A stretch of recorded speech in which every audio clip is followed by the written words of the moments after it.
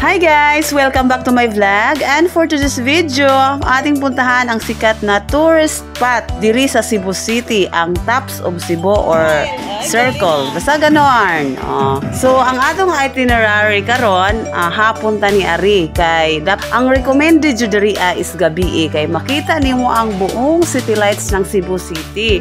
So, hapon man ta ni Ari kay gikan ta sa Temple of Ria, di Surau Garden, then may biyahe na may flight na ta sa Manila. So atong suliton diri last ang itong Tops of Cebu. So ang bayad nato diri is 100 pesos entrance at saka ang parking fee ay 50 pesos dito. Ito 'yon.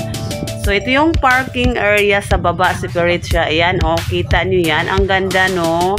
Ang ganda ng view, nakaka-relax. Kaya ang view pa lang nabubusog ka na sa tanawin, no? Charis, ang hirap mag-over, ay.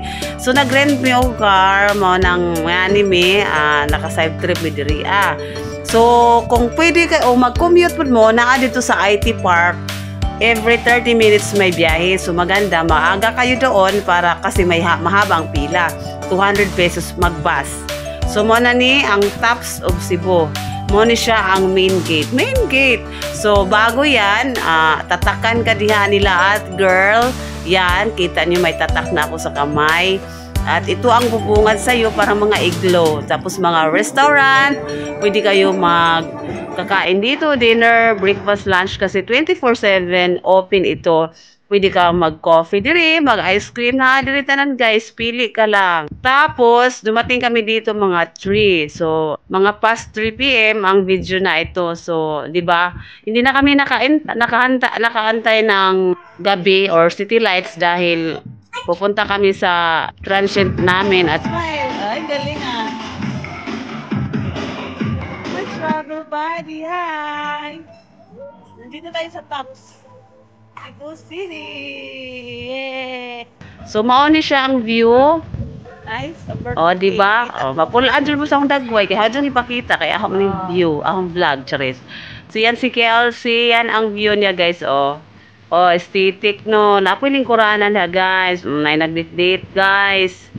So, diba? Recommended na, guys, kanang hapon, sunset, at saka yung the best, mag-dinner date kayo dito, or buong pamilya. Bisaya ba? Sa pamilya. So, pet-friendly, child-friendly, lahat open dito. Pwede ka magdala dito ng alaga mo. So, dapat naka-diaper din siya. So, dito pwede mag-enjoy ka sa view dito sa parang iglo ba? Ganahan ko diri ba? Ganahan ko diri mag-video. So nindot dun siya guys o gabi kay nindot aesthetic kayo ang mga lights.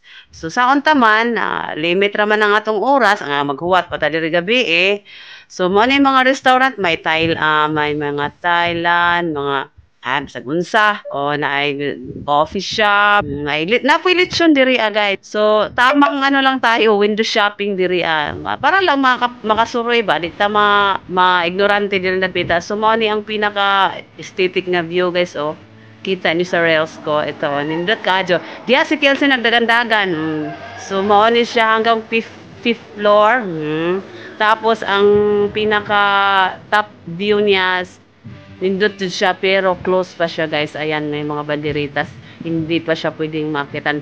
Ang hinlo po ng CR nila guys. Ang CR nila guys, sosyalin din may bite. Yun lamang po.